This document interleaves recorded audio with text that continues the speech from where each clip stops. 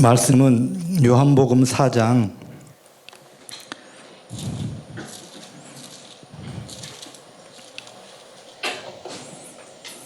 20절에서 26절 말씀입니다.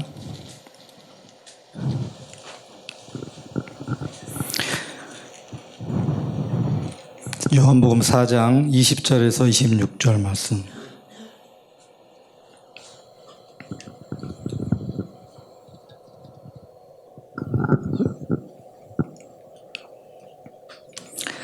다 같이 한 목소리로 읽겠습니다. 우리 조상들은 이 산에서 예배하였는데 당신들의 말은 예배할 곳이 예루살렘에 있다 하더이다. 예수께서 이르시되 여자여 내 말을 믿으라. 이 산에서도 말고 예루살렘에서도 말고 너희가 아버지께 예배할 때가 이르리라. 너희는 알지 못하는 것을 예배하고 우리는 아는 것을 예배하노니 이는 구원이 유대인에게서 남이라.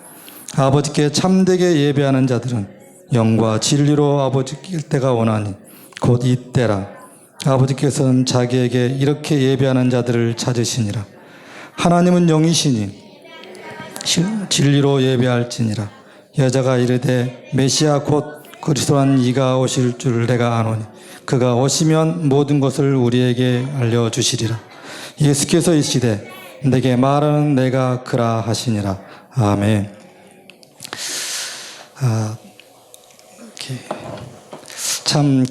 여기 서기까지 들었고 떨린 마음으로 참 기도 많이 했습니다. 그리고 어떤 말씀을 나눌까 생각하면서 이 말씀을 준비하면서 하나님이 주신 그 감동으로 울기도 하고 또한 기도도 참 크게 부르짖으며 기도도 했습니다. 오늘 제가 이런 본문에 대한 것은 제목이 참되게 예배하는 자들을 찾으시는 하나님. 예배에 대해서 우리가 믿음 생활하게 되면 가장 많이 듣는 것이 예배고 그 다음에 기도고 이 두 가지는 빼놓을 수가 없습니다. 그렇다면 교회에서 왜 그렇게 예배에 대해서 기도에서 많이 강조하는가? 중요하니까 그렇습니다. 그만큼 중요하기 때문에 모든 분들이 전부 다 예배와 기도는 말하지가 않을 수가 없습니다. 이것은 우리가 사는 길이기 때문에 그렇습니다. 그런데 왜 우리가 예배 드리고 수없이 많은 예배를 드리고 수없이 많은 기도를 하는데 저와 여러분과 이 땅에 존재하는 모든 교회들은 왜 지금 이 모습만큼 되지 않았는가에 대해서 참 많이 저는 오랫동안 이 말씀들을 묵상하면서 참 기도 많이 하면서 마음도 많이 아팠습니다. 지금 현재 존재하는 모든 교회가 한국이든 유럽이든 미국이든 모든 존재의 교회가 왜 지금 이 모양으로 되었을까? 그것은 우리가 예배에 대해서 정확히 우리가 잘 모르고 있다는 그런 생각이 제 마음에 들었습니다. 저 또한도 믿음 생활 39년 하면서 수없이 많은 예배를 드렸고 수없이 많은 설교를 들었고 수없이 많은 성경을 읽었습니다. 근데 그것이 그 모든 것이 다 나의 유익으로만 제가 그런 예배와 기도와 교회 봉사와 그런 일을 했던 겁니다. 근데 제가 6년 전에 제가 짧게 간증할게요. 개인적인요. 6년 전에 제가 이 말을 안 하려고 했는데 아까 하나님 사랑합니다 찬양할 때 때리링 하는 그런 음악 소리가 들렸거든요. 이 소리가 저의 기억을 이렇게 떠올렸어요. 이게 뭐냐면 6년 전에 20일 넘게 제가 이렇게 그 감독님하고 여러 나라를 다니면서 선교사님들을 만나고 촬영하면서 우리가 파푸아뉴기니까지 가게 됐습니다. 많은 선교사님들을 만나며 선교 지역을 돌면서 제가 보는 예배만 제가 드렸습니다. 선교사님들이 어떻게 예배드리며 그 현지인들이 어떻게 예배드리는지에 대해서 보는 예배만 드렸기 때문에 한국에 빨리 돌아가서 나의 예배를 드리고 싶다. 이런 마음으로 한국 돌아가는 게 참으로 많이 간절했습니다. 돌아와서 토요일 밤을 자고 주일날 아침에 일어나서 기도를 하는데 저는 이렇게 기도하면서 환상을 많이 보지 않았거든요. 근데 제가 그날 기도할 때 참 신비스러운 환상을 제가 봤기 때문에 그래서 말 안 하려고 그랬었는데 그 기억이 따르는 음악 소리가 깨었기 때문에 하는 건데 기도하는데 아까 그 음악 소리 같은 그 음악이 저에게 뜨르릉함 이쪽에서 이렇게 수없이 반짝반짝이는 보석과 같은 찬란한 빛들이 이렇게 떨어지는 것입니다. 또 뜨르릉 하면서 이번에 위에서 수없이 많은 보석 같은 반짝반짝하는 그 빛들이 떨어지는 것입니다. 아, 이게 뭐지? 근데 위에서 음성이 들립니다. 이것은 나의 영광이다. 그러면 또 하나 환상이 앞에 지나갑니다. 그게 뭐냐면 무릎이 없는 사람이 옷을 잘 입고 팔꿈치로 걷지를 못하니까 팔꿈치로 기어서 저를 보면서 이렇게 기어서 예배 드리러 가는 겁니다. 근데 음성이 들립니다. 이것이 예배다. 제가 그때 그걸 알았습니다. 하나님께서 저에게 두 가지를 깨닫게 해주셨습니다. 그게 뭐냐면 구약의 예배와 신약의 예배였습니다. 구약의 예배, 아브라함이 모리아산에 이삭을 바치러 갔었을 때 예배입니다. 이삭을 바치러 가서 하나님이 준비하신 양으로 번제를 드리고 이삭은 살아왔습니다. 신약의 예수 그리스도께서 십자가에서 친히 자신의 몸을 내어주시면서 하나님 앞에 거룩한 유월절 어린 양이 되셔서 십자가에 친히 죽으신 그 예배, 이것이 신약 구약에서 최고의 예배인 것을 제가 알게 됐습니다. 예배는 오늘 여러분 여기 예배 드리러 나오셨지만 오늘 여러분이 은혜 받으러 나왔다 하면 그 예배는 여러분은 옳지 않습니다. 예배는 내가 은혜 받으러 온 것이 아니라 로마서 12장 말씀처럼 내가 거룩한 산 제사, 내가 영적 예물로 하나님 앞에 바쳐 드리러 나오는 시간입니다. 근데 내가 은혜를 받으러 나왔기에 오늘 메시지 설교가 마음에 들지 않으면 왜 설교가 저렇지? 오늘 왜 기도는 저렇지? 오늘 왜 찬양들은 저렇지? 왜 헌금은 이렇지? 그 모든 것이 내가 주인이기 때문에 그렇습니다. 예배는 내가 주인이 아니라 예수 그리스도 그분 하나님께서 주인인 것입니다. 여러분들은 지금까지 수없이 많은 예배를 드렸을 것입니다. 저도 그걸 깨닫고 나서 과연 하나님은 몇 번이나 나의 예배를 들으셨을까? 몇 번이나? 저는 모르겠습니다. 왜? 내가 예배를 드리면서 은혜 받아서 눈물 흘리고 기뻐서 하나님이 나의 예배를 받은 것 같아. 그건 내 감정이었거든요. 근데 하나님께서는 과연 영과 진리로 드리는 예배를 내가 과연 몇 번이나 드렸을까? 모르겠어요. 예배는 내가 거룩한 산 제물로 드리러 오기 때문에 그것이 예배지, 예수 그리스도를 통해서 내가 복음의 약속을 통해서 예수님을 믿고 은혜 받은 자가 그 구원의 감격으로 기쁨과 즐거움으로 나와서 하나님을 향하여 예배하는 나오는 것이 예배지 내가 은혜 받으러 온 것이 아닙니다. 여러분 오늘부터라도 이것은 제가 39년 신앙생활하면서 불과 6년 전에 제가 깨달은 겁니다. 하나님께서 깨닫게 해주셔서 제가 여러분이 여기 인터넷 한가족 교회 와서 김청겸 목사님, 손성희 선교사님을 봤다면 여러분들 실패입니다. 여러분들 예수 그리스도 그 하나님이 집중하셔야 되며 말씀에 집중해야 됩니다. 오늘 본문에 들어가기 전에 제가 이 안타까움이 있었기 때문에 오늘 제가 이 말씀으로 시작하는 거였습니다. 그래서 먼저 여러분 다 아시는 것처럼 에베소 교회는 요한계시록에 써 있지만 그 교회는 이미 사도 바울이 목회를 했고 3년 반이나 두란노교에 세워서 목회를 했고 그의 영적 아들 디모데가 있습니다. 그럼 얼마나 많은 그들은 성경적으로 탁월했겠습니까? 영적 지식이. 그러다 보니까 에베소 교회는 요한계시록 보면은 그들 이단도 물리치고 니골라당도 물리치고 또 거짓 사도들도 분별해서 말씀을 쫓아내고, 근데 그런 가운데 그들은 열심히 하나님을 섬겼는데 그들의 처음 사랑과 행위를 잊어버린 것입니다. 전부 다. 지금 오늘날 우리의 그런 모습이 그렇지 않나 싶어요. 열심히 우리가 성경적인 지식은 많은데 내가 처음 에베소 교회처럼 처음 사랑을 잃어버리지 않았는가. 오늘 우리가 예배드리러 나왔지만 하나님 앞에 처음 사랑을 가지고 나와야 돼요.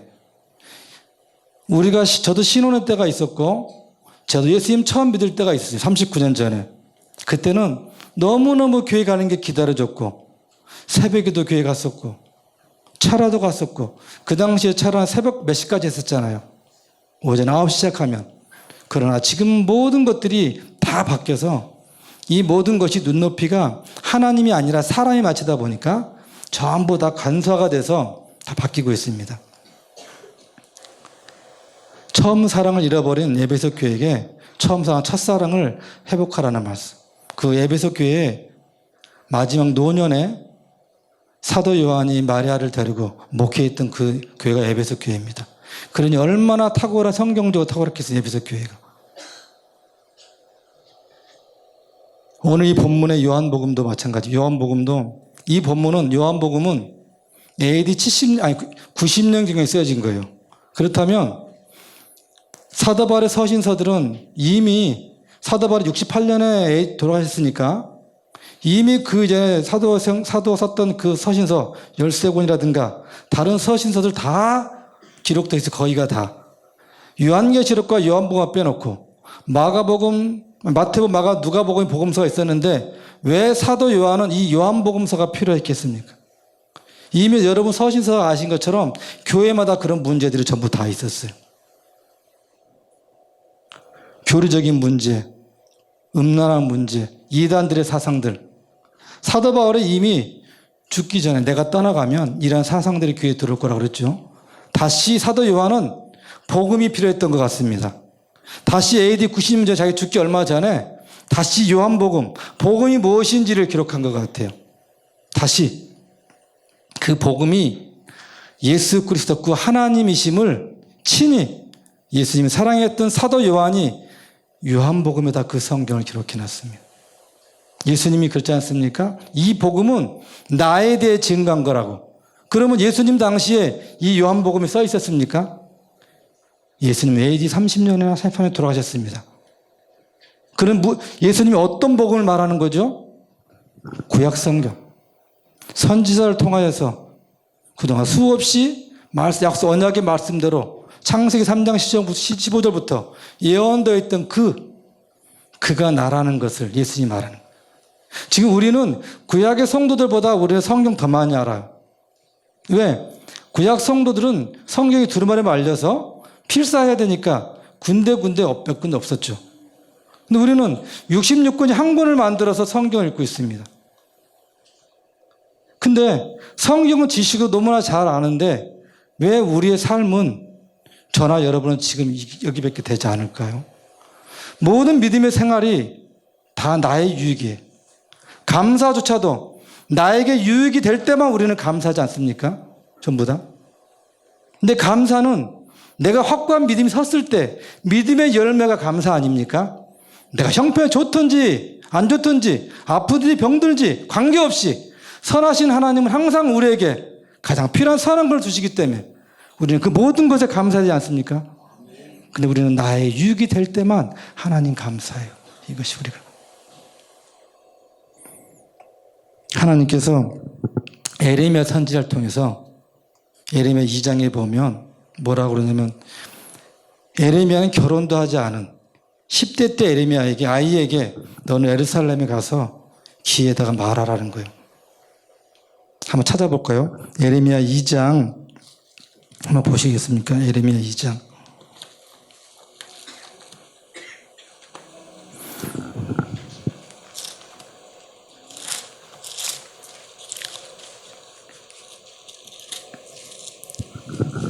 에레미야 2장 1절 2절을 읽겠습니다. 에레미야 2장 1절 2절.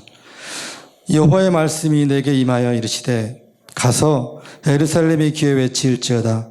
여호와께서 이와 같이 말씀하시기를 내가 너를 위하여 내 청년의 때의 인애와 내 신혼의 때의 사랑을 기억하노니 곧 씨 뿌리지 못하는 땅 그 땅에서 나를 따랐음이니라. 하나님께서 이스라엘 민족이 출애굽해서 광야에서 그들이 40년 동안 지낼 때 하나님은 그때를 뭐라 하냐면 신혼의 때라고 그럽니다. 이 말씀을 제가 읽고 가슴이 뭉클한 거예요. 우리 전부 다 신혼의 때 있었죠. 첫사랑 때 있었지 않습니까? 청년의 때의 인애, 사랑, 그 순수한 사랑, 신혼 때의 사랑, 열정, 뜨거움으로 이스라엘 백성이 광야에서 얼마나 하나님을 원망하며 만나 며칠하게 먹으면서 얼마나 많이 그들이 하나님과 관계가, 우리가 성경에 봤을 때는 참 이스라엘 백성 어리석고 왜 하나님 불기둥 보고 구름기둥 보면서 수없이 많은 하나님 이적을 보면서도 왜 저들은 저럴까? 근데 하나님은 그거조차도 뭐라 그러냐면 신혼의 때 했다는 거예요. 신혼의 때. 우리 결혼해서 아무것도 없지만 신혼의 때 얼마나 사랑 가지고 행복하지 않습니까? 하나님이 그래요. 하나님이 친히 하늘 성전에서 내려오셔서 광야에서 성막, 이슬 맞으며 성막을 쳐서 동서남북으로 12지파가 3지파씩 서 있고 그 가운데 하나님이 텐트를 치고 계십니다. 그것이 하나님이 내가 너희 함께 신혼의 때를 살고 있다며. 너희 하나님 너희 가운데 계시니. 이것은 그 가운데란 말이 내 마음이란 뜻이 아니라 텐트 치고 가운데 있다는 그 뜻이에요. 이 말씀이요. 우리가 지금 하나님 앞에 오늘 요한복음 4장 가기 전에 제가 이 말씀을 자꾸 드리는 것이 다시 우리 과거의 그때를 기억하기를 원합니다. 그 마음을 가지고 예수 그리스도께서 수가성의 여인을 찾으러 가는 그 길을 가고 싶습니다. 저는 여러분 전부 다. 근데 8절을 6절 한번 보실래요? 그들이 우리를 애굽 땅에서 인도해 내시고 광야 곧 사막과 구덩이 땅 건조하고 사망의 그늘진 땅 그들이 그곳으로 다니지 아니하고 그곳에서 사람이 거주하지 않은 땅을 우리가 통과하게 하시던 여호와께서 어디 계시냐고 말하지 아니하였도다. 내가 너희를 기름진 땅에 인도하여 그것의 열매와 그것의 아름다운 것을 먹게 하였거늘 너희가 이리로 돌아와서는 내 땅을 더럽히고 내 기업을 역겨운 곳으로 만들었으며 제사장들은 여호와께서 어디 계시냐 말하지 아니하였으며 율법을 다루는 자들은 나를 알지 못하며 관리들도 나에게 반역하여 선지자들은 바알의 이름으로 예언하고 무익한 것들을 따랐음이니라. 광야의 모습이지만 여러분 이 모습이 지금 이 시대랑 똑같지 않습니까? 왜 유럽 교회가 저렇게 무너졌는지 아십니까? 역사가들은 성경학자들은 100% 한 가지씩 말하는 게 뭐냐면요. 유럽이 부흥하면서 하나님의 말씀의 권위가 떨어졌다. 하나님의 말씀의 권위가 없기 때문에 유럽 교회가 텅텅 비어서 지금 술집으로 바뀌었죠. 전부 다. 근데 그 하나님의 말씀이 유럽에서 미국으로 건너갔는데 미국이 하나님의 말씀과 교회로 예배로 부흥하다가 잘 살게 되니까 미국이란 나라가 하나님의 말씀을 변개시켜서 말씀의 권위를 떨어뜨려서 미국이 지금 저렇게 됐습니다. 나라는 그 시대 처음보다 더 잘 살지 모르겠지만 그들은 실상은 라오디아 교회처럼 그들은 가난한 자고 눈먼 자예요. 지금 우리 한국교회가 전 선교사님들이 들어와서 하나님의 말씀을 가르쳐서 우리 민족이 부강하고 잘 살게 되었습니다. 근데 지금 수만 15만 명, 25만 명의 목회자가 있고 건국 이래로 최고로 말 5만 개가 넘는 교회가 있고 성도 1000만이라고 말하지만 지금 하나님의 말씀의 권위는 어디 있습니까? 지금 하나님의 말씀을 얻고 말씀과 기도는 없고 교회가 가득한 것은 세상적인 프로그램만이 세상적인 특강, 세상적인 자기 개발, 세상적인 문화, 세상적인 오락, 교회가 그런 것입니까? 교회의 존재 목적이 뭐죠? 교회의 존재 목적은 하나님께 영광입니다. 그럼 무엇이 영광이겠습니까? 하나님 앞에 영광스럽게 하는 것, 찬양하는 것, 예배드리는 것, 전도하는 것. 이런 모든 것들이 교회 하나의 영광을 위해 존재하지 않습니까? 만약에 교회가 그것이 없다면 교회는 차라리 문을 닫는 게 낫지 않습니까? 오늘 우리가 하나님 앞에 하나님의 마음을 우리가 좀 알고 오늘 요한복음 4장의 말씀을 우리가 한번 보겠습니다.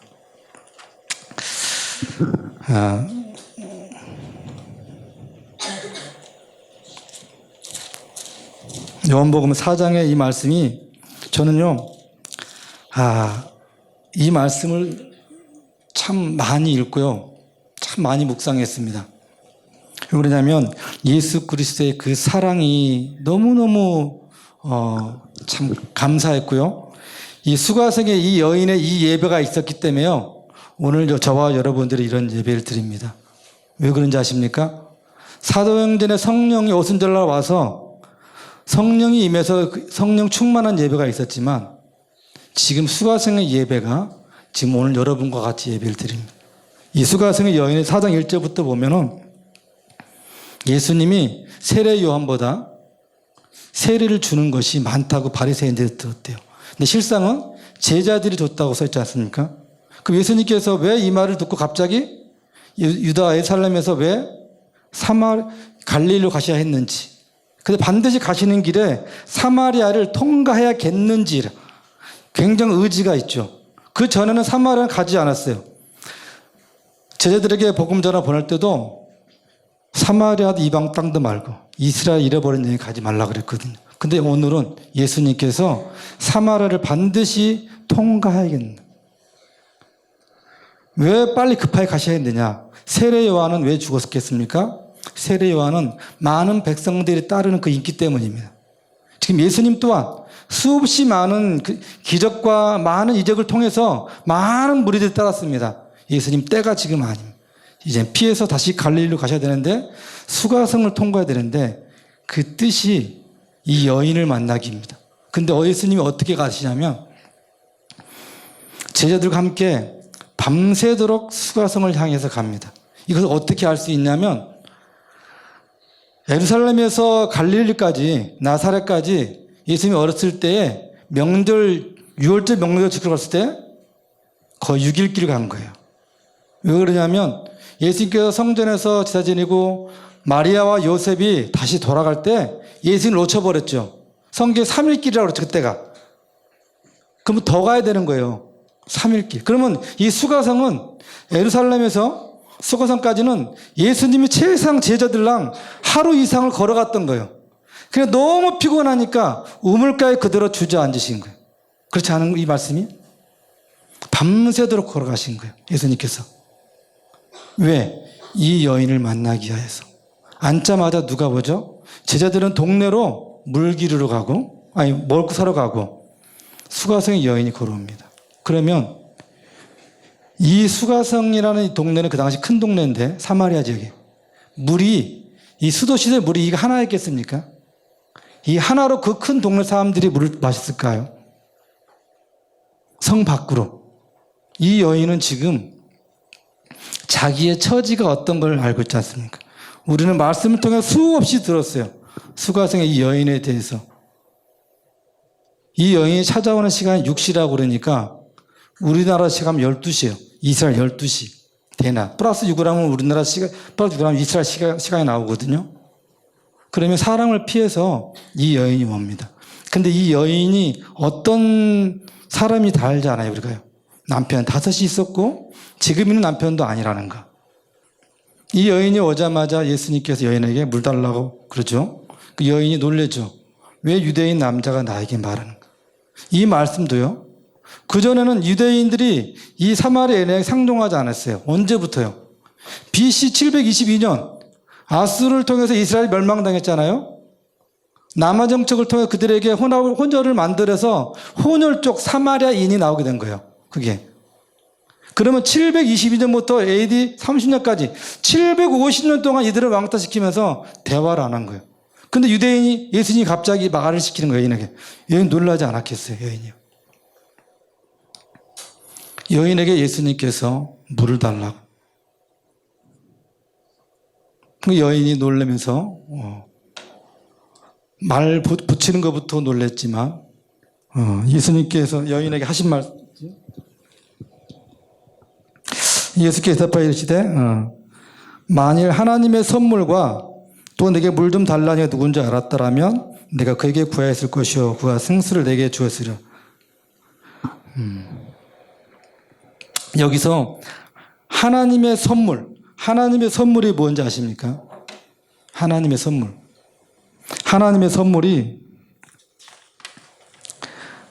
에베소 2장인가 보면 에베소 2장 8절에요. 에베소 2장 8절에 보시면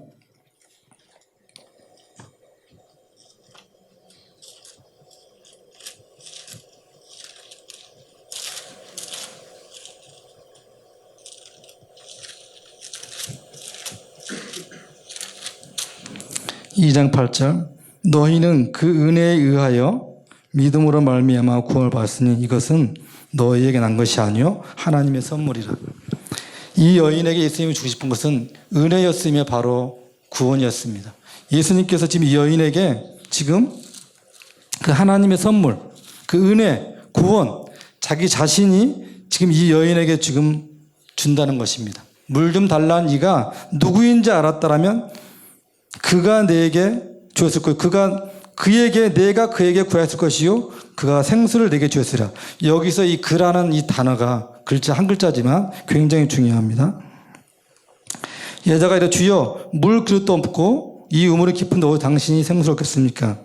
우리 조상 야곱이 이 우리에게 주셨고 또 여기서 자기와 자기 아들들과 짐승이 다 마셨는데 당신 야곱보다 크니까. 예수께서 대답하여 이르시되 이 물을 마시는 자는 다시 목마르느니와 내가 주는 물을 마시는 자는 영원히 목마르지 않으리니 내가 주는 물은 그 속에서 영생을 솟아나는 샘물이 되리라. 이 우물은 이 여인에게 예수님께서 복음을 전하고자 하는 매개체인데요. 여기서 이 우물이 뭐냐면 성경에 보면 생수를 말하는 거예요. 이 생수는 바로 성령을 말하는 거예요. 이 여인에게 은혜, 구원, 생수를 주고 싶은 거예요. 예레미야 보면 너희가 두 가지 악을 정했는데 생수에 구련된 나를 버린 거, 그리고 터진 웅덩이를 너희들이 만든 거, 그 다음에 너희가 생수에 구련된 나를 버린 자는 그들의 이름이 땅에 기록되어 있다고 되어 있습니다. 이 생수는 바로 성령. 이 성령을 예수님께서 이 여인에게 주고 싶은데 이 우물이라는 이 매개체를 통해서 이 여인에게 지금 성령을 설명하고 있는 겁니다. 너무나 비유가 이 여인에게는 적절합니다. 왜냐하면 이 우물을 제가 참으로 많이 묵상해 봤어요. 이 우물은 어떤 존재냐면 구약에 보면 신랑과 신부가 만나는 장소가 우물입니다. 아브라함이 엘리멜렉을 통해서 리브가를 청토로 갔을 때 우물가에서 만났고요. 모세가 십부라도 만났고요. 야곱도 라헬을 만날 때 우물가에서. 지금 예수님께서는 지금 이 여인에게 간 것은 내가 신랑으로서 이 아내 신부인 이 교회를 지금 만나러 간 겁니다. 지금. 예. 근데 이 우물의 이 교회는 지금 이 땅에 존재하는 모든 교회랑 모습이 똑같아요. 왜냐하면 이 여인이 남편 5이 있고 지금도 있지만 이 남편으로서 만족을 할 수가 없습니다. 이스라엘 율법에 어찌하여서 결혼할 수 있습니까? 이혼하고 어떤 상황이 있었는지 모르겠어요. 이 여인이 어떤 여인인지는. 그러나 남편 5, 지금 6이 있는 형편이라면 보통 이 여인은 아닌 것 같습니다. 근데 이 여인은 남편에게 끊임없이 자기의 필요를 채우려고 했지만 채울 수 없어요. 이 남편의 모습이 오늘날 우리의 모습과 똑같습니다. 우리가 예수 구세를 놔두고 끊임없이 물질이든 아니면 지식이든 권력이든 나의 필요를 채우기 위해서 찾아다녔습니다. 그러나 만족이 없습니다. 우리가 참 예수 그리스도를 만날 때에만 만족이 있는 것처럼 이 여인에게 지금 예수님께서 그걸 가르쳐주고 있습니다. 그 남편이 네 남편이 아니라는 거. 내가 네 남편이라는 거. 근데 우리가 성령을 받기 위해서 뭐가 먼저 필요하죠? 성령을 받기 위해서는 회개가 필요하잖아요. 회개가. 그러면 이 여인에게 예수님께서 남편 데려라 했는데 이 남편이 없다는 그 말이 옳다고 그러잖아요. 그럼 여인에게 너 음란해 이런 말 한마디도 안 해요. 예수님께서. 그렇죠? 자신이 내가 죄인인 것을 깨달아 부끄러워 지금. 스스로가 지금. 예수님의 굉장한 인격. 그리고 또 하나 제자들은 이미 동네에 갔기 때문에 없어요. 지금 자리에. 만약에 제자들이 있었다면 예수님 왜 여자하고 말합니까? 이 사마리아 여자에 막았겠죠. 성령께서 이 제자들을 수가성으로 데려보내고 예수님과 단둘이 인격적으로 지금 말씀을 나누시고 지금 성령을 지금 부어주고 있는 장면이에요. 이 여자. 이 여인이 남편 지금 남편도 아니라 말하니까 바로 나오는 말이 선지자라고 여인이 말하고 있습니다. 선지자. 과거를 맞춰버렸으니까. 지금 이 땅에 우리가 살아가면서도 잘 안 풀릴 때 신년 되면 크리스찬들이 점쟁이들 집에 무당집에 많이 간다고 그러잖아요. 가면 내 과거를 마치면 용한 사람처럼 말하잖아요. 이 여인도 예수님이 지금 과거를 마치니까 선지자로 바로 입에서 튀어나오잖아요. 그러면서 하는 말이 이 여인 하는 말이 우리 조상들은 이 산에서 예배했는데 당신들 유대인들은 예루살렘에서 예배한다고 그러는데 어느 게 맞냐고. 어찌 이 여인이 예배에 대해서 물을 수 있죠? 그 삶을 살았는데 그렇다면 이 여인은 예배에 대한 항상 그 마음에 애통한 마음에 있었던 거예요. 나도 예배 드리고 싶은데 내가 이 모습 처지가 예배 드리러 갈 수 없는 처지. 그러니까 선지자에게 묻는 거예요. 어느 게 맞는 건지. 이 산이라는 산은 그림신산을 말하고요. 그 앞에 세게면 에발산이 있어요. 성경에 보면. 그림신산에서 그들이 예배를 드리는데 예수님께서 그 산 아니고 우리 유대인들이 아는 구원이 나온 예루살렘이 맞아. 근데 여자요. 들어봐. 예배 드리는 것이 이제는 그렇게 하지 않고 아버지께 영과 진리로 예배 드릴 때가 온다는 거예요. 영과 진리로. 그럼 이 여인은 예배는 제사는 재물이 필요하지 무슨 영과 진리가 예배가 되겠어요? 신기하지 않았겠어요? 생판 들어보지 못한 말을 지금 예수님이 하니까. 그러니까 이 여인이 하는 말이 뭐라고 그러냐면 메시아 그가 오면 알려준다는 거예요. 아까 그랬죠? 아까 10절에 내가 누구인지 알았다면 내가 그에게 그 생수를 구했으려. 예수님은 그란 단어를 쓰고 있어요. 이 여인은 지금 메시아를 기다리고 있던 사람이에요. 사마리아 지역에 살지만 메시아 그가 오면 당신이 말한 그 말이 맞는지 안 맞는지 나에게 알려준다는 거예요. 예수님은 여자의 내 말을 믿어라. 그런 거. 이제는 짐승이 필요 없이 재물이 필요 없이 영과 진리를 예배한다. 그럼 영이 뭐고 그럼 진리가 뭐냐는 거예요. 우리가 수없이 예배 드릴 때마다 하나님은 영이시니 우리 영과 진리를 예배. 우리 수없이 암송했고 수없이 들었어요. 이거 한 묵상해 본 적 있습니까? 뭐가 영이고 뭐가 진리인지 우리가. 저는 이 말씀을 수없이 묵상했어요. 또 찾아보기도 했고. 영, 아버지도 영이시고 성자도 영이시고 성령도 영이시고 그리고 우리 안에 영을 지으시고 우리 영 안에 성경에 보면 심령 안에 우리의 마음을 지었대요. 그 성령이 지금 어디 있는 거죠 우리한테? 성령이 베드로후서에 보면 1장 22절에 보면 너희 마음 보증으로 인치시고 너희 안에 성령을 주셨다. 너희 마음 안에 성령을 주셨대요. 우리 안에. 그 성령이 우리 안에 영 안에 있습니다 지금.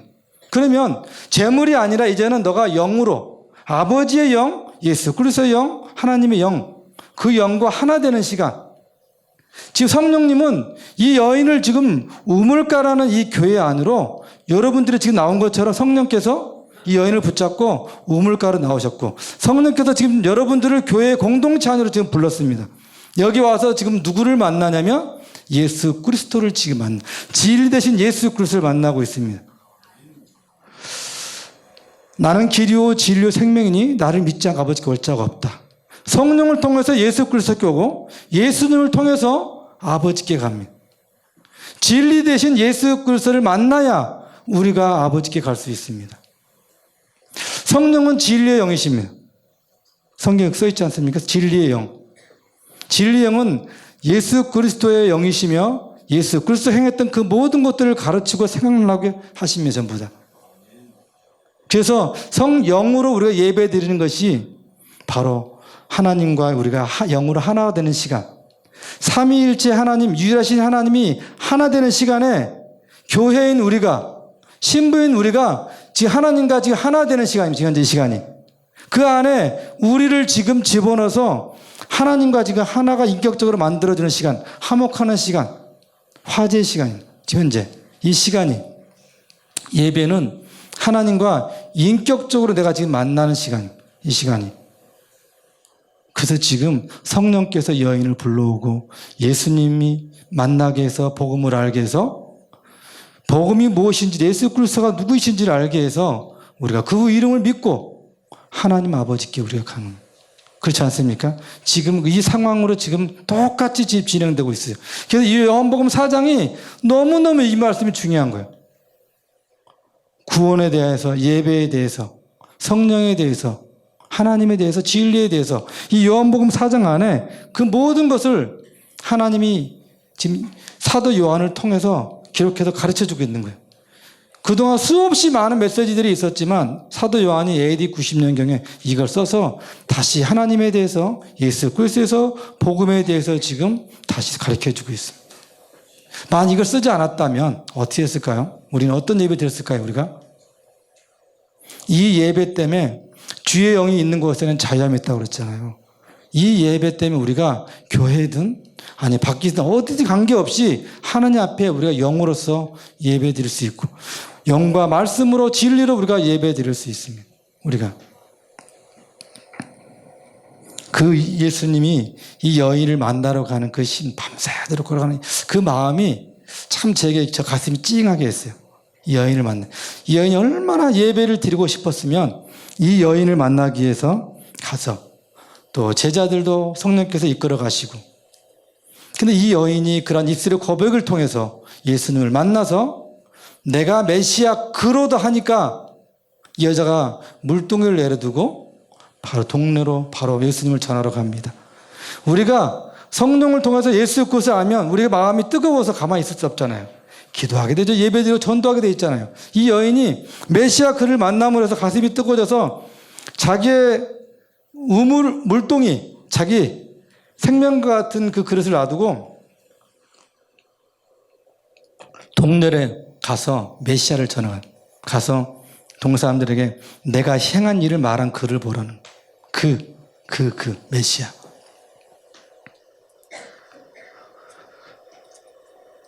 오늘 우리가 예배에 대해서 무엇인지가 우리가 깊게 생각하시면서 우리가 어떤 장소에든지 하나님과 함께, 영과 함께, 하나님과 함께 온전한 예배를 우리가 삶 속에서 드렸으면 좋겠습니다. 이 예배가 아이들이 묻죠. 아빠, 천국 가서 뭐 해? 천국 가면 예배의 삶이지. 에이, 이런 얘기 많이 함. 왜 그럴까요? 예배가 건물 안에 앉아가지고 이렇게 앉아서 듣고 있는 이걸 생각하니까 예배가 딱딱하잖아요. 천국에도 이런 삶이라고. 이것이 우리가 예배가 잘못 우리 안에 머릿속에 인식이 되어 있으니까 천국의 삶도 똑같이 하나님 아버지 앞에서 이렇게 있는 모습 같으니까 우리가 예배에 대해서 기쁨과 감격이 없는 거예요. 천국 가서 이러고 있을까요, 우리가요?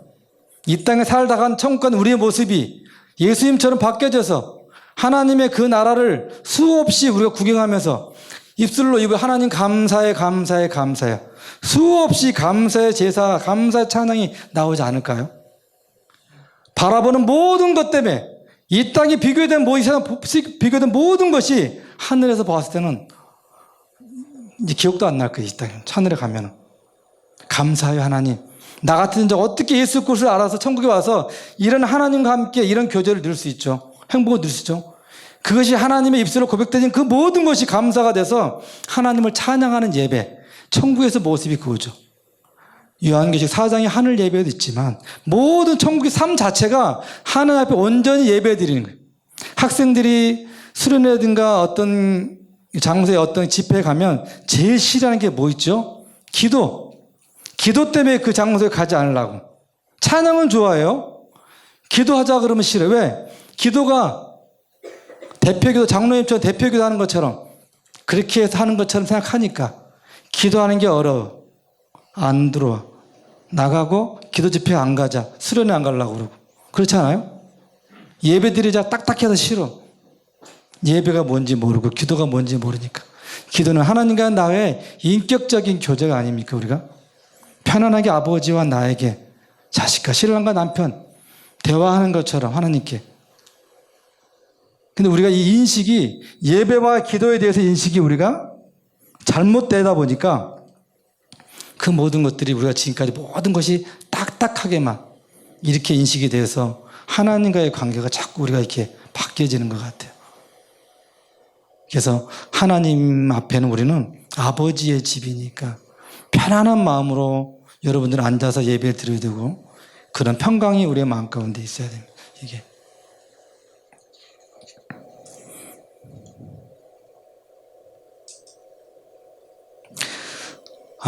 부탁드리고 싶은 것이 우리가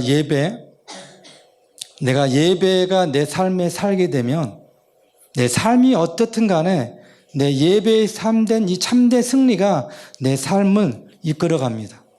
그러나 내가 예배가 죽으면 내 삶들이, 공간 삶들이 내 예배를 다 죽여버립니다. 여러분, 예배가 살아있어야 됩니다. 저는 39년에 전에 예수님 믿어서 그때 예배 드렸던 것이 이 땅에 존재하는 데까지, 이 땅에서 예배, 하늘나라 가서 계속된 예배. 우리 예배는 지금 끝난 게 아니에요, 지금요. 우리는 여기서 1시간 예배 드리고 돌아가지만 이거 예배 끝난 게 아니에요. 우리는 내 삶이 하늘나라 서는 그 순간까지 끊임없이 우리 예배는 한 번 계속 데리고 있는 거예요.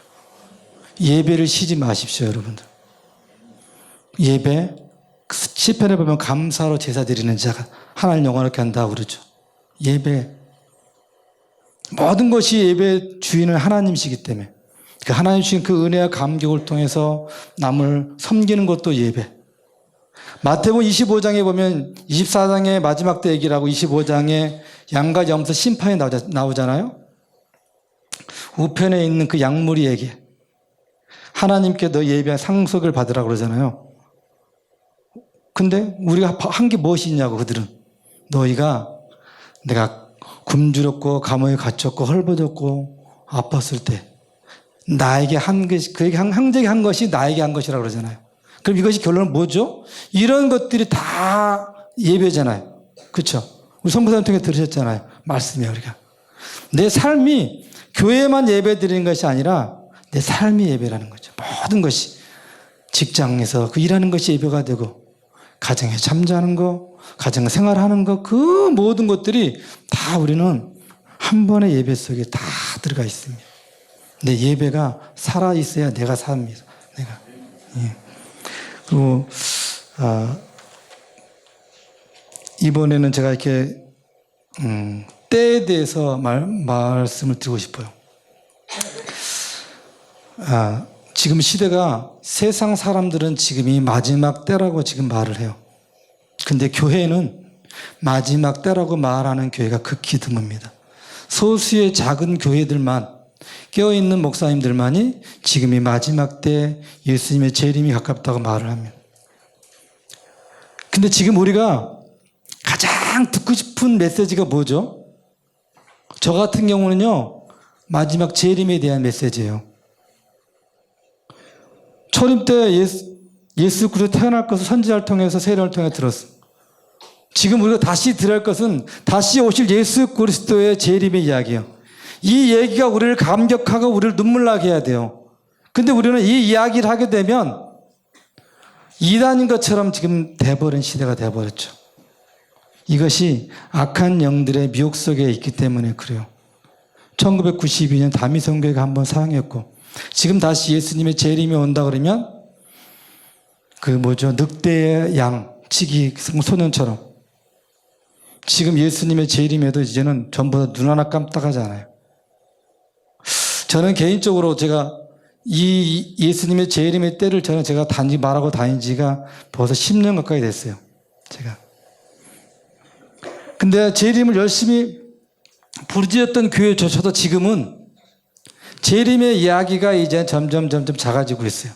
열심히 부르짖었던 그 교회 저도 다시 지금 예수님의 재림이 가까워오고 있습니다. 제가 19살 때 하늘상 기도원에서 기도할 때요. 참 제가 산에서 기도하다가 저는 그 모습이 그때 환상이거든요. 그 모습이 내가 죽어서 천국 가는 모습인 줄 알았어요, 제가. 휴고 생각을 못 했으니까, 제가. 근데 기도하는데 한산 가운데 내가 빛을 따라, 하얀 빛을 따라, 많은 사람들이 빛을 따라서 하얀 빛하고 올라가는, 공중에 제가 돌아봤어요, 이렇게요. 돌아보니까 많은 사람들이 올라가. 내가 죽으면 천국 가는 모습인 것 같다. 제가 그랬어요. 근데 10년 전에 하나님이 저를 방문하셔서 마지막 때인 것을 알게 해주셔서 그때부터 제가 마지막 때를 기도했는데 이상한 소리도 들었죠. 이단 같다는 소리도. 저는 급했어요. 왜? 하나님이 그런 마지막 때 그 때를 알게 돼서 제가 성경을 다시 보게 됐고 마지막 때의 정보를 찾게 됐고 세상의 뉴스를 보게 됐고 그 모든 것들을 하면서 맞네. 예수 그리스도가 재림이 가까웠네. 예수님의 재림이 있다는 것은 모든 교회가 다 알아. 성경에 기록되어 있으니까. 근데 성경만 보고 있으면 예수님의 재림을 알 수 있습니까? 말씀이 기록된 말씀의 예언의 성취가 어디서 이루어지죠? 이 땅 가운데. 예수님이 태어날 것을 복모 목사 왔었을 때 그들은 율법사들 다 알았잖아요. 근데 왔는데 그들은 몰라. 지금 예수 그리스도가 재림에 오실 것을 말씀에 기록하고 있는데 그건 다 지식으로는 알아요. 그러나 지금 어디쯤 와 있는가, 지금 문 앞에 와 있다는 것들을 지금 교회들은 잠자고 모른다는 거예요. 지금. 왜? 아직은 아닌 것 같으니까. 재림을 얘기하게 되면 교회를 떠날 것 같으니까. 불안해하니까. 근데 지금 가장 우리가 복음 중에 복음은 재림 복음이에요, 지금요. 때를 따라 꼴을 먹이는 종은 복이 있다 그러죠. 지금은 추수 때가 아니라, 지금 씨 뿌리는 게 아니라 추수 때의 말씀이에요, 지금요. 어느 지역에는 씨를 뿌려서 원로 추수를 해야죠. 지금 복음을 지나간 지금으로는 온 땅의 복음이 거의 다 지금 들어갔어요. 부족까지 전부, 정글까지 전부 다. 내가 아직 안 믿을 뿐이지 다 지금 복음이 들어갔어요.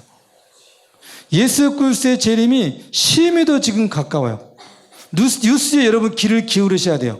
그 뉴스에 가짜 뉴스고 진짜 뉴스도 있기 때문에 말씀을 통해서 마태복음 24장, 마가복음 13장, 누가복음 12장, 17장, 누가복음 21장 성경을 보시면서 끊임없이 지금 예수님이 어디쯤 오셨는가를 생각하면서 기도하시면서 여러분들 깨어 있어야 돼요. 잠자는 자가 기도할 수 있습니까?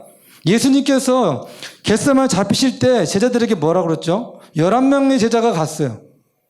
유다만 빼놓고 3명 따로, 베드로, 야곱, 요한은 따로 데리고 또 갔어요. 예수님이 따로 가서 혼자까지 기도했습니다. 돌아와서 잠자는 거 보고서 뭐라고 그러죠? 기도하라고. 왜? 시험에 들지 않게 기도하라고. 누가 보기 뭐라고 그래요? 유혹에 들지 않게 기도하라는 거예요. 우리가 교회 안에서 자꾸 내가 시험에 들고 내가 자꾸 믿음이 떨어진다는 것은 내 현재 내 상태가 지금 잠들어 있어요. 지금. 그렇기 때문에 내가 시험에 드는 거예요. 왜 사탄이 뱀을 통해서 하와를 유혹했을까요? 하와는 선악과를 볼 때마다 그 마음에 늘 불편했어요. 마음에. 왜 저건 안 돼? 다른 건 다 되는데 왜 저건 안 되지? 그 마음을 품고 있었어요. 하나님이 지으신 들짐승 중에 뱀이 가장 강교하더라. 뱀은 왜 강교해야 되는 거죠? 하나님이 지으신 에덴 동산에서는 모든 게 선한데 아직 죄가 들어오기 전인데 완벽해야 되는데 왜 뱀은 강교한 거죠? 하나님께서 아담을 만드신, 사람을 만드신 목적이 뭐죠? 하나님이 창조하신 세상을 다스리고 관리하라고. 그것이 아담의 사명이에요. 에덴 동산을 따로 만들었습니다. 따로 만들어서 아담을 거기다 둬서 아담에게 한 말이 그 땅을 너는 경작하며 지키라고. 그 경작이라는 말이 씨를 뿌려서 먹으라는 그거 추수가 아니에요. 이미 하나님께서는 모든 과일, 열매와 채소 너 다 먹어. 짐승들을 다 먹어. 농사할 필요 없거든요. 이 경작이라는 이 말은 관리하라는 뜻이에요. 왜 관리가 필요하죠? 완벽한데. 하나님은 질서의 하나님이시기 때문에 모든 자들에게 자유를 줬어요. 사람도 그렇고 동물도 그렇고 모든 자들에게 다 움직이는 모든 자들에게는 다 자유함이 있어요. 심지어 뱀, 가축들에게도 자유함이 있어요. 그럼 뱀이 그런 마음을 가졌다면 아담이 어떻게 하죠? 뱀 그러면 안 돼. 가르쳐줘야죠. 가르쳐줘요. 근데 뱀이 간교했기 때문에 사탄이 뱀을 통하여서 하와를 유혹하는데 하와는 아담에게 그런 마음이 없었던 것 같아요. 하와는 바로 넘어가 버리잖아요. 뱀이 와서 하와가 했던 말이 하나님이 없다고 그런 적 없어요. 하나님이 없다고 그런 적 없이 뱀이 한 말이 뭐냐면 하나님이 저거 따먹지 말라고 그러지. 하나님의 말씀을 변개시키는 거예요. 의구심을 갖게 하는 거예요. 오늘날 우리가 믿음 생활하면서 끊임없이 시험에 들게 되는 이유가 하나님의 말씀이 그러한가? 의구심. 만물을 보면서 나무를 보면서 하나님이 없다고 우리는 말할 수 없어요. 이 나무를 연구해서 다른 나무를 만들 수는 있어요. 그러나 없던 나무가 어떻게 무에서 유로 만들 수 있냐고요. 우리가 지금 이 도시 안에 갇혀져 있기 때문에 하나님이 보이지 않아요. 근데 우리가 차를 타고 1시간, 2시간 밖에 나가면 자연을 보면 산만 가도 절로 하나님 찬양 나오죠. 이게 우리의 본능이에요. 건물 안에 있을 때는 하나님 보이지 않아요. 다 인간들이 만들어냈기 때문에. 눈에 보이는 모든 것들이 필요를 위해서 인간들이 다 만들어놨기 때문에. 인간의 지식이고 인간의 재능이기 때문에 하나님이 안 보여요. 그러나 밖에 산만 가 들어가도 하나님 감사해. 우리가. 그래서 하나님은 우리에게 이런 자연 만물을 두신 이유가 하나님 자신을 드러내는 로마서 말씀처럼 하나님의 그 능력의 신성함이 만물 속에 들어있다는 거예요. 아무도 핑계하지 못하도록 우리에게. 끊임없이 다니면서 우리는 하나님을 인지하고 인식하고 다녀야 돼요. 우리가. 근데 지금 우리가 예수 그리스도의 제 이름을 놓쳐버리고 살아요. 지금. 예수님께서 말씀하시죠. 마지막 때 소돔과 고모라 같다고. 인터넷 교회에서 동성연애 많이 기도했잖아요. 차별금지법 많이 기도하고. 성경은 이미 기록해 돼 있기 때문에 그대로 갈 수밖에 없어요. 마지막 때로 향하여서 그 말씀이 기록되어 있고 예언되어 있기 때문에. 근데 우리가 왜 기도가 필요하죠? 어떤 사람은 가만히 있으면 되지 뭐 기도가 필요하냐고. 켈빈의 애정설 때문에 복음을 알고 정교육해 한 다음에 전도하러 가지 않았어요. 선교하러. 왜? 예정설 하나님 때가 되면 다 구원할 것인데 뭐하러 선교하러 가냐고. 지금 예수님이 기록하신 대로 맞이도 가고 있는데 뭐하러 기도해? 뭐하러 그 집회 가야 돼? 이렇게 말을 해요. 근데 우리는 싸워야 되는 거예요. 피 흘리기까지. 왜 그러면 이 기도하고 싸워야만 마지막 때를 가는 그 시간표 속에서 우리의 기도와 우리의 싸움 때문에 선한 싸움 때문에 돌아올 자들이 있어요. 그 유혹에 그 미혹에 빠져서 돌아올 자들이 있기 때문에 우리가 기도해야 되고 우리가 싸워야 되는 거예요. 가만히 있으면 안 되는 거예요. 지금 현재. 분명히 성경은 급속히 지금 마지막 때를 가고 있어요. 현재. 점점점 사랑의 시가 돼서 불법이 성해져서 뉴스에 나오는 것마다 전부 자극적인 거 아니면 보내지 않아. 뉴스도요. 그 심성이 우리 안에 들어와가지고 우리 아이들이나 모든 게 더 잔인한 뉴스만 더 만드네. 그거 보고 따라하니까. 점점점. 그걸 자꾸 보고 듣게 되면 우리가 보고 들은 것은 뭐가 되죠? 지식으로 이어져요. 전부 다. 우리가 지금 가지고 있는 이 지식 정보는 내가 받고 들었던 것들 전부 다요. 심지어 성경 말씀도 내가 읽지 않았다면, 묵상되지 않았다면 목사님을 통해 들었던 그 말씀이 내가 들어서 암기된 다 믿음들이 전부 다요. 그 말씀이 생명력 있게 능력이 나타나기 위해서 내가 묵상하며 삶 속에 살아봤느냐 말이에요. 전부 다 암기된 믿음을 통하여서 믿음 없이 전부 살아요. 전부 다. 행함이 없는 믿음, 경건의 모양에 있어 능력이 없는 믿음 전부 다. 그렇지 않아요? 곰곰이 생각해 보세요. 내가 말씀을 읽고 목사님 하나님 만날 생각하지 않고 목사님의 신앙을 의지하고 목사님의 들려주는 메시지만 듣고서 내가 그렇게 살라고 그래요. 제가 그 말씀을 내가 묵상을 해봤어요. 김광주가 지금껏 39년 신앙생활 하면서 내가 어떻게 올 수 있었지? 어떤 목사님의 유명한 설교를 통해서 내가 여기까지 왔을까? 그 설교는 무엇일까? 기억나는 게 없어요. 그때 은혜는 받았겠죠. 기억나는 게 없어요. 근데 내가 지금 저를 지탱하는 것이 이 66권의 말씀을 내가 읽고 묵상하고 기도했던 그 말씀이 저를 지금껏 살게 했어요. 내가 힘들고 내가 어려울 때마다 내가 읽고 묵상했던 그 하나님의 말씀이 나를 지탱했어요. 그 내가 내 안에 말씀이 있어야 내가 그 말씀을 끄집어내서 묵상할 수가 있어요. 그 말씀이 살아있어요. 내 안에 말씀이 없는데 내가 어떻게 묵상할 수 있냐고 내가. 하나님의 말씀을 끊임없이 읽고 묵상하고 이 말씀을 통해서 내가 기도해야 돼요. 내가 말씀을 내가 통하지 않고 기도하면 잘못하면 많은 이단들이 말하는 신비주의나 이렇게 빠져요. 내가 올바른 기도하기 위해서 말씀을 봐야 돼요. 성경의 인물들이 어떻게 기도했는가? 저는 시편을 따라 많이 기도해요. 시편 한 절 읽고 그대로 또 기도해요. 또 한 절 읽고 그대로 기도해요. 선지자들이 기도했던 거 읽고 또 따라 기도해요. 내가 올바른 기도를 하기 위해서 성경 읽고 성경을 알아야 돼. 다윗 왕이 기도했던 것들, 아삽이 기도했던 것들, 많은 선지자의 기도했던 그 내용들을 따라서. 그래서 우리가 말씀을 알아야 돼. 이 말씀이 나로 하여금 오늘 살아가는 힘이 되고 원동력이 돼. 이 말씀이. 너무나 많은 모든 주변의 죄들, 불법, 사랑이 식어진 것들, 이것만 봐도 예수님이 오실 재림 때가 지금 심히도 가까웠어요. 우리 안에 지금 우리는 많은 사랑이 있습니까? 그리고 또 하나는 저는 여러분 다 성경을 다 아니까 제가 빼고 하는 거예요.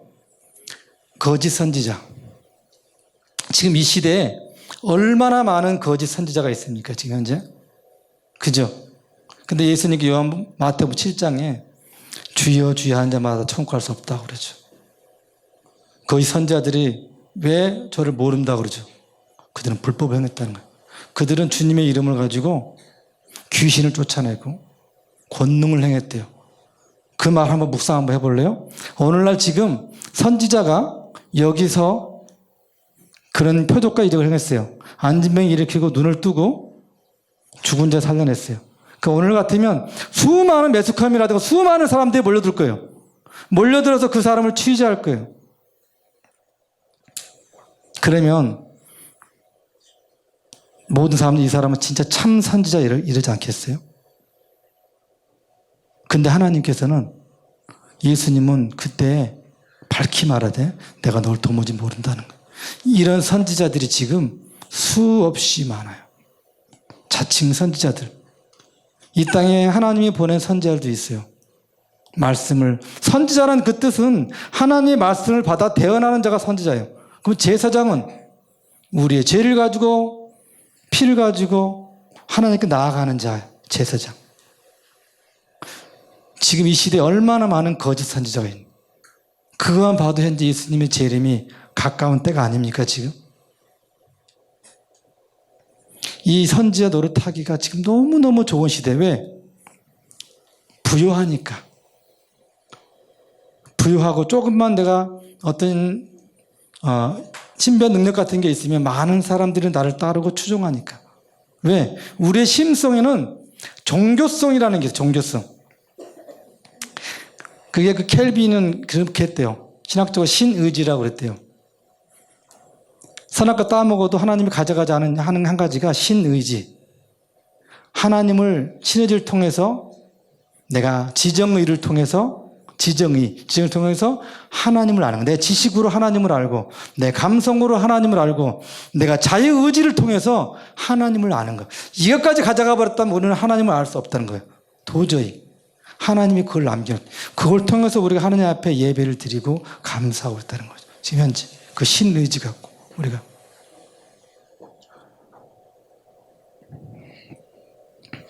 또 하나는 미혹. 분명히 성경에 되어 있죠. 미혹을 받지 말라고. 지금 하나님의 말씀을 전한다고 해서 그것이 전부 다 하나님의 말씀인가? 목사님이 말씀을 전한다고 해서 그것이 전부 다 하나님의 말씀인가? 성경은 아버지여 그들을 거룩하게 할지니 아버지의 말씀만이 진리니라. 근데 하나님의 복음이 아버지의 말씀이 진리가 못 돼서 오늘날 강대상에서 수없이 많은 철학이나 도덕과 윤리가 천문학이 의학이 짬뽕되어서 그들에게 복음이라고 전하고 있어요. 그것이 복음이어서 우리가 이처럼 살고 있습니까? 그것이 복음이 아니었기 때문에 우리가 믿음이 성장하지 못하고 우리가 자꾸 세상에 나가서 우리가 지는 겁니다. 아버지의 말씀, 예수 그리스도의 66권의 이 말씀만이, 온전한 말씀만이 우리를 살리기 때문에 우리는 이 말씀이면, 우리는 복음이면 충분합니다. 우리가. 근데 모든 성도들은 이렇게 박사 몇 개 따가지고 그렇게 짬뽕을 시켜서 말을 하면, 우리 목사님 참 말씀을 잘하셔. 똑똑해. 유식해. 이렇게 많이들 말해요. 목사님 초빙할 때 박사학위 있느냐 없느냐 따지고. 너무나 성경과 반대되는 행위가 지금 이 땅에 지금 일어나고 있는 거예요. 아버지의 말씀만이 진리예요. 미혹되놓고도 미혹된지도 모르는 것이 미혹이에요. 왜? 나는 하나님을 사랑해. 지금 복음을 전하고 있어. 선교도 해. 난 구제도 해. 그러니까 본인 잘하고 있는지 알죠? 그렇잖아요? 우리가 지금 예배를 드리고 기도하고 교회 봉사해. 나는 잘하고 있어. 그렇지 않아요? 제가 그랬어요. 제가 하나님을, 제가 제 나름대로 하나님을 사랑한다 생각했기 때문에 제가 가지고 있는 것을 내가 정리하고 나누고 선교하고 구제하고 많이 돌아다녔어요. 그러면 제 마음에 어떤 마음이 들었을까요? 나는 잘하고 있어. 나는 분명히 천국 갈 수 있어. 천국 가면 난 상급이 많을 거야. 제가 그러고 다녔다니까요. 나의 그 행위를 나의 의로움으로 드러내서. 근데 파푸아뉴기니에 계셨던 문성 선교사님이 몇 년 전에 오셔서 제가 그분을 모시고 같이 많은 집회 다녔거든요. 갑자기 안 하던 말씀을 하시는 거예요. 수원에서.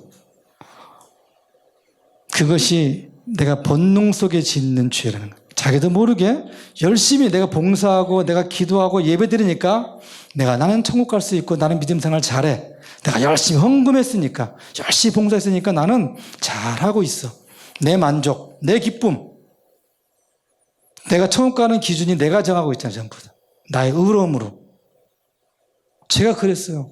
제가 그 설교 듣고 울었어요. 저건 나더라 하는 소리였구나. 내가 그렇게 살아왔었다니까. 제가 수없이 하나님 사랑한다는 그 이유로 내 만족하면서 난 천국 갈 수 있어. 난 천국 갈 성금 많아. 내 만족 스스로 하면서 내 본능 속은 내 자아를 짓는 죄를 지면서 그날 제가 회개했죠. 그때 알았어요. 제가 그 다음부터는 제 그 마음을 제가 회개하고요. 회개는 돌이키다 하잖아요. 이렇게 가던 길 돌이키는 거예요.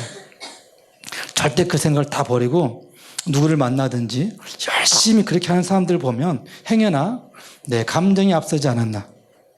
헌금을 하더라도 선교지역 가면 다 꺼내서 주고 싶어 마음이. 그것도 내 감정이 앞서지 않았나.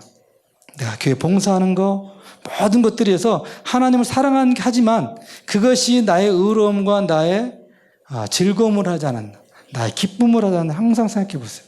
우리는 하나님 아버지 앞에 일어나는 그 모든 일에 우리는 영광 받고도 자격이 하나도 없어요. 제가 이 말을 참 좋아해요. 문정성을 다시 말씀이 부족이 식인종 부족이거든요. 그 부족이 지금 예배 드린 자가 300명이 넘어요. 그 문자도 없는 그 부족이 지금.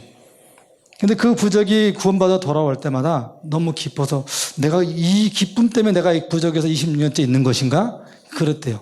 깊이 묵상해 보니까 뭐라고 그러시냐면 내가 아버지의 기쁨 앞에 내가 숟가락을 얹길 나는 자격이 없는 자가 내가 어떻게 기뻐하지?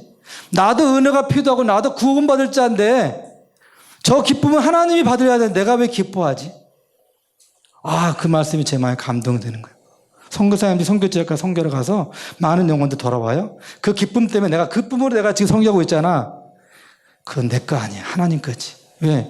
선교는 하나님이 하시지 전도는 하나님이 내가 하는 게 아니에요. 나를 통해서 하나님이 그 일을 잃어버린 영혼들에게 하나님이 복음 전하는 것이지 하나님이에요. 여기 오늘 여러분들이 오셨지만 성령께서 여러분 오신 게 아니잖아요. 선교도 구제도 물질도 그 모든 것들이 다 하나님이 친히 그 일을 하셔요. 하나님이 영광 받으셔야 돼요. 하나님. 제 동생이 저보다 2살 동생이 있는데요. 필리핀에 13명이 저희 가족이 제가 필리핀 다니면서 이렇게 선교적 가다가 만난 친구 있어요. 저 험악하게 산 친구예요. 그 친구가 우리 가족을 저랑 친구가 돼서 저희 가족 12명을 초청했어요. 필리핀 세부라는 곳을 초청해서 저희 가족이 생전 처음, 저희 가족들은 전부 생전 처음 외국을 나가봐요. 저는 선교지역 많이 돌아봤고요. 그래서 제가 다녔던 선교지역을 같이 갔고, 또 이 친구가 또 경치 좋은데 식당이나 카페 음식을 해서 가서 먹죠, 봤죠. 매일 밤마다 하나님 은혜를 나눴고 예배를 드렸고, 근데 제 동생이 하는 말이 지금도 제가 잊혀지지 않아서 여러분들에게 하는 말이에요. 필리핀 가서 경치 좋은 데 보면서 기쁘고 즐거웠대요. 새로운 세상을 봤으니까 이런 것도 있구나. 참 이쁘다. 경치 좋다. 근데 동생이 한 말이 뭐라 그러냐면 내가 여기 와서 많이 좋은 곳을 봤는데 내가 하나님 앞에서 예배 드릴 때 그 예배의 감격과는 비교할 수 없다는 거예요. 난 그 말이 내가 찡했어요. 잊혀지지가 않는 거예요. 그게요. 동생이 그래요. 내가 하나님 앞에 나와서 예배의 그 감격, 즐거운 기쁨이 내가 여기 필리핀에 와서 본 이 기쁨보다 더 크더라는 거예요. 외국 처음 나와가지고 그런 말 하는 게 잊혀지지가 않는 거예요. 그게. 여러분, 우리가 그래야 되지 않아요? 하나님 앞에 나와서 예배드리는 이 감격, 구원의 이 감격이 그래야 되지 않을까요? 예배 구원의 감격이 있어야 내가 선교를 갈 수 있고 구제하러 갈 수 있고 전도를 가지 않나요, 우리가요? 그 감격이 없는데 내가 어떻게 선교하러 가요? 감격이 없는데 내가 어떻게 예배를 드릴 수 있냐고, 내가요. 감격이 없는데 어떻게 내가 이웃을 섬길 수 있죠? 율법의 마침표가 뭐죠? 이웃사랑. 그것이. 우리가 지금 이 마지막 때 지금 우리가 깨어 있어야 됩니다. 깨어 있어야 항상 기도하면서 말씀 붙잡고 기도하시면서 삶을 돌아보시고, 저희가 가정 예배를 드리는데 우리 아이들 이게 늘 자식 집에서 부족하잖아요. 너가 잘못되면 너 하나가 죽는 게 끝나지만 너가 잘못되면 너 앞으로 결혼할 것인데 너희 아이들 그리고 너희 결혼 아내들, 너가 잘못되면 너희 아내와 너희의 자녀들이 전부 다 지옥 가. 나 하나가 잘못되면 우리 모두가 그렇게 되는 거예요. 나 하나 죽으면 끝나지만 교회 지도자가 잘못되면 교회가 전부 다 병들어서 되는 거예요. 그래서 우리가 깨어 있어야 됩니다. 그리고 이제 하나만 말씀드리겠습니다. 마음을 지키라는 거예요. 죄의 출발점, 죄의 근원이 마음이에요. 그게 어디냐면 이사야 14장에 보면 계명성 루시퍼가 내가 내 마음에 이르기를 내가 지극히 높은 하늘에 올라 하나님과 같아진다는 것. 제 출발점이 마음. 하나님은 죄가 하나님께 나오지 않았잖아요. 내 마음. 아담도 하와도 마음을 지키지 못해서 선악과 따먹었고, 가인도 마음을 지키지 못해서 아벨을 죽였고, 우리가 범죄하지 않으려면 항상 우리가 마음을 지키고 살아요. 늘 언제나 성경에서 말씀하시잖아요. 굉장히 중요해요. 이 마음의 생명의 근원이 거기 있잖아요.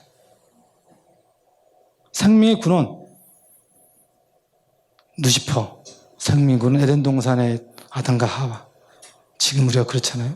항상 우리 이 땅에 살아가면서 하나님 앞에 마음을 두고 세상에 두지 마시고 천국의 소망을 듣고 사십시오. 자꾸 천국을 생각해야 내가 그 마음이 일어나요. 내가 하나님과 교제하기 위해서는 날마다 기도하고 말씀을 봐야 하나님과 친해지죠. 여러분들이 저랑 친해지려면 저는 가까이 교제가 더 친해지죠. 여러분들이 성교사님 친해지려면 성교사님 자꾸 사귀어야 되잖아요. 그래야 하나님과 가까워져요. 자꾸 마음을 쓰면 자꾸 보면 하나님과 가까워집니다. 마음을 지키십시오. 네, 기도하겠습니다.